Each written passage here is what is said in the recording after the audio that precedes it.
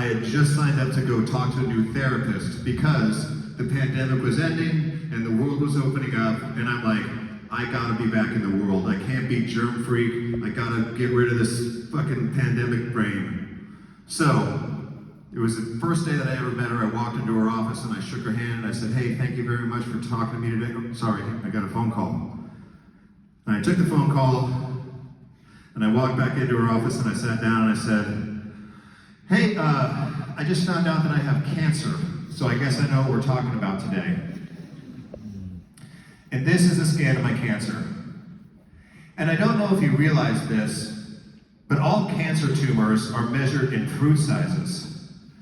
So I had a lime-sized tumor in my shoulder, a grape-sized tumor in my neck, a bunch of persimmons through my intestines and torso, and then just countless little flakes of cancer all through my blood.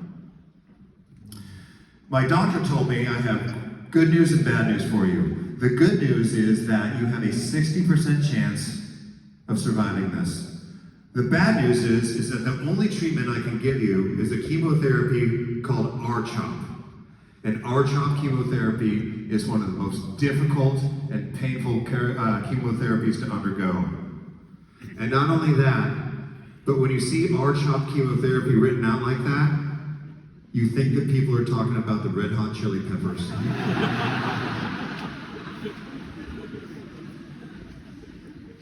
And R-CHOP chemotherapy fills you full of chemicals that go and they search out and destroy any fast-growing cell. Cancer cells, blood cells, hair cells. All my hair fell out. And it fell out over the course of one night and the next morning. My wife and I were sitting by the fire pit one night after my first round of chemo, and I was running my fingers through my hair and just pulling out giant clumps. And I was throwing them on the patio. And it was a little windy, so the wind was blowing the hair into the pool. And my wife goes, knock it off, you're gonna clog the pool. And I was like, shit, sorry, first time cancer, I don't really know what I'm doing here. So then I was pulling out my cancer hair and just throwing it into the fire, which fucking sucked even worse because you smelled burning hair. Burning cancer hair smells even worse. And then the next morning, half my hair is gone and still falling out, and I'm in the shower, washing up, and giant clumps of pubic hair falling out. What the hell is this? My head hair is falling out, my dick hair is falling out. So just picture this.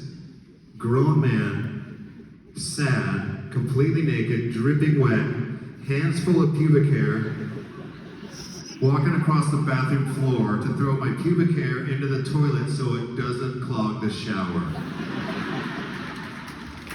That's the reality of R-CHOP chemotherapy.